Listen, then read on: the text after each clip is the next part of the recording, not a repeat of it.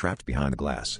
I've always found comfort in the quiet hours of the night, where the world seems to pause, and time feels malleable. It was during one of these late nights that I first noticed something strange in the mirror. At first, it seemed like a trick of the light, a subtle flicker, a shadow moving where it shouldn't. My reflection didn't quite match my movements, it was a heartbeat behind, as if it had its own mind. Intrigued yet unnerved, I leaned closer, trying to catch it off guard.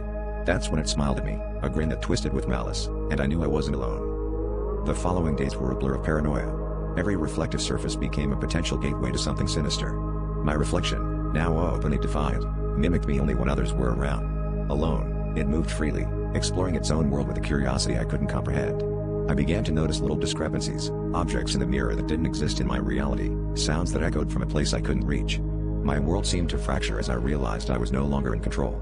Each glance in the mirror felt like a step deeper into a realm I didn't understand. Determined to reclaim my life, I decided to confront the reflection. I stood in front of the mirror, unblinking, and demanded answers.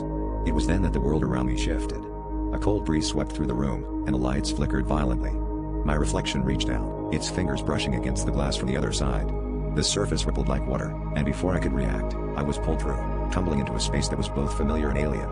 The air was thick, oppressive, and the world beyond the glass seemed to pulse with a life of its own. Now, I find myself trapped in the mirror world, where everything is a twisted version of what I once knew.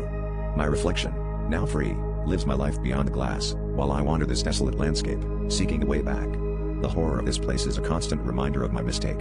The mirror is no longer a window but a prison, and every attempt to escape only leads me deeper into its depths.